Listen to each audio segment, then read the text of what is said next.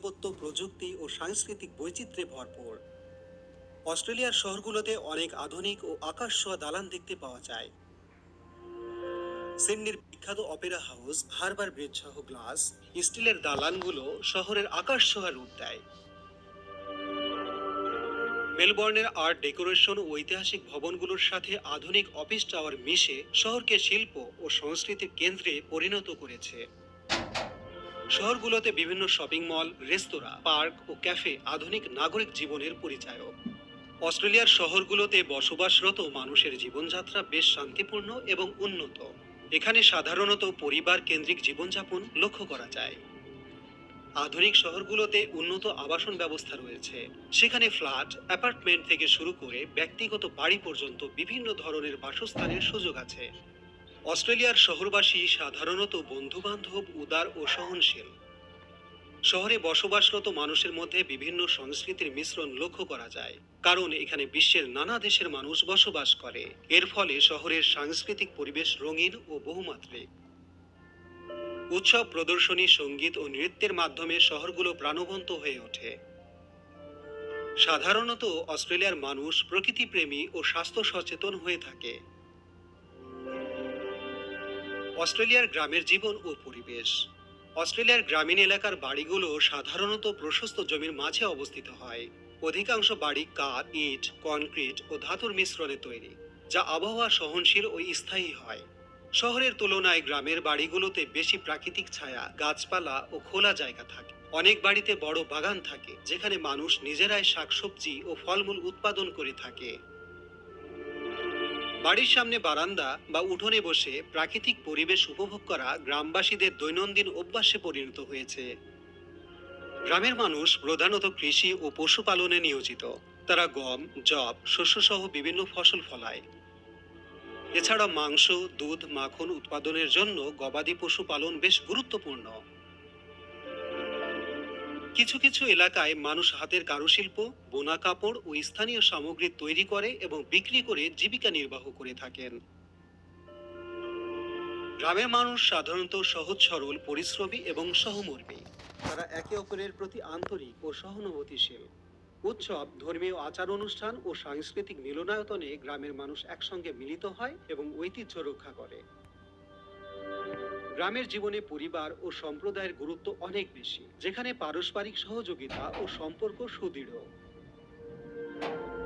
গ্রামীণ অস্ট্রেলিয়ার প্রকৃতি সাধারণত শান্ত, সবুজ ও পরিষ্কার। খোলা মাঠ, নদী, বন এবং দূরের পাহাড় পরিসরের মাঝে গ্রামের মানুষ বাস করে। এখানে প্রকৃতির সঙ্গে মানুষের সংহতি স্পষ্ট। বিভিন্ন পাখি, ছোট স্তন্যপায়ী প্রাণী ও প্রজাপতি গ্রামের পরিবেশকে প্রাণবন্ত করে তোলে। গ্রামীণ অঞ্চলের আবহাওয়া সাধারণত শহরের তুলনায় বেশি শীতল এবং হাওয়া প্রবাহিত হতে থাকে বলে জীবনযাত্রাকে সুখকর করে তোলে। এক আশ্চর্য প্রাণীর গল্প। যদি বলা হয় অস্ট্রেলিয়া মানেই ক্যাঙ্গারু, তবে তা একটু ভুল হবে না। ক্যাঙ্গারু শুধু একটি প্রাণী নয়, বরং তা পুরো অস্ট্রেলিয়ার পরিচয়। এ প্রাণীটির অস্তিত্ব যেন মিশে আছে দেশটির প্রকৃতি, সংস্কৃতি ও জাতীয় গর্বে।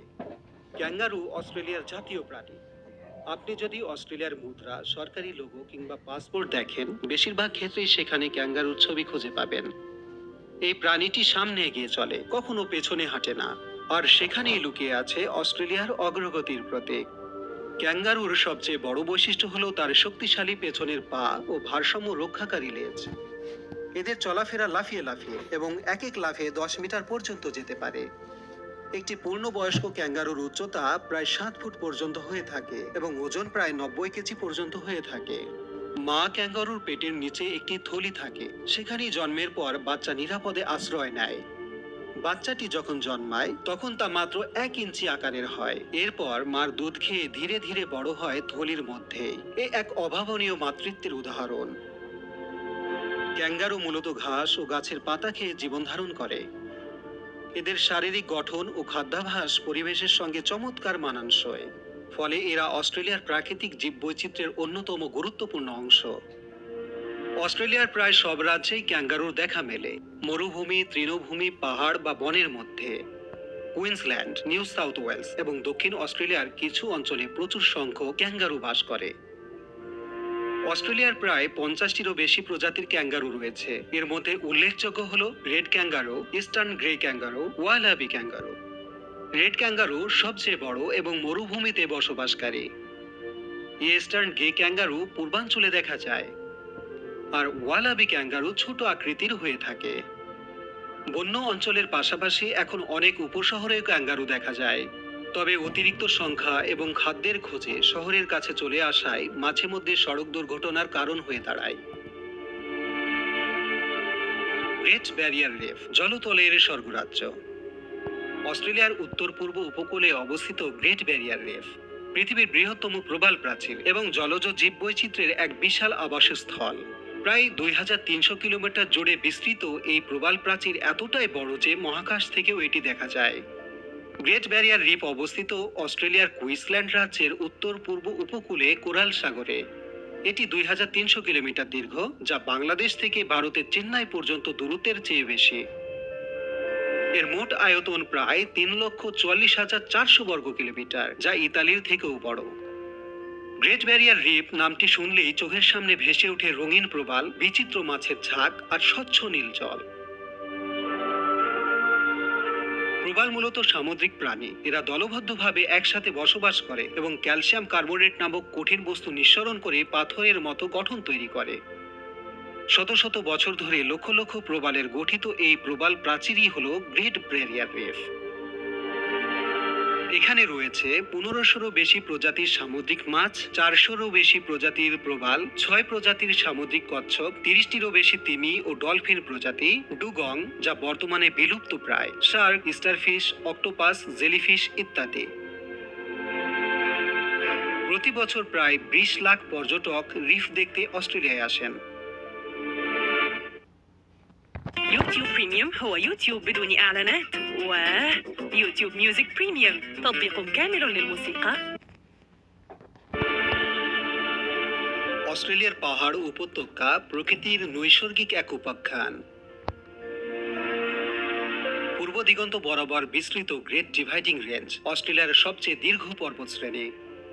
এই পর্বতশ্রেণীর বুকেই মাথা উঁচু করে দাঁড়িয়ে আছে মাউন্ট কোসিয়াস্কো, দেশের সর্বোচ্চ শৃঙ্গ। শীতকালে বরফে মোড়ানো এই পর্বত যেন এক নিস্তব্ধ সাদা রাজ্য, যেখানে বাতাসে মিশে থাকে শান্তির এক সুর। দক্ষিণ পূর্বে ছড়িয়ে থাকা বলু মাউন্টেন্স এর ধোঁয়াটে নীলাভ ছায়া আর ইউক্যালিপটাস গাছের সুবাস পর্যটকদের হৃদয়ে সৃষ্টি করে এক অপূর্ব মোহ, যেন প্রকৃতির কোনো কবিতা যেটা চোখে দেখে পড়তে হয়। অন্যদিকে দেশের লাল হৃদয়ে অবস্থিত ম্যাকডোনেল রেঞ্জ আর কিংস ক্যানিয়ন লাল পাথরের দেওয়াল আর গভীর খাদ নিয়ে যেন এক রহস্যময় পৃথিবীর দরজা খুলে দেয়। সূর্যোদয়ে এই পাহাড়গুলো রাঙা সোনালি আলোয় যেন জ্বলে ওঠে নতুন প্রাণে। আর উপত্যকার সৌন্দর্য বলতে হয় হান্টার ভ্যালির কথা, যা শুধু প্রাকৃতিক দৃশ্য নয় বরং বিখ্যাত ওয়াইন আর আঙ্গুর বাগানের জন্য সুবিখ্যাত। সবুজে ঘেরা এই উপত্যকা যেন ক্লান্ত হৃদয়ের আশ্রয়স্থল, এক টুকরো প্রশান্তির স্বর্গ।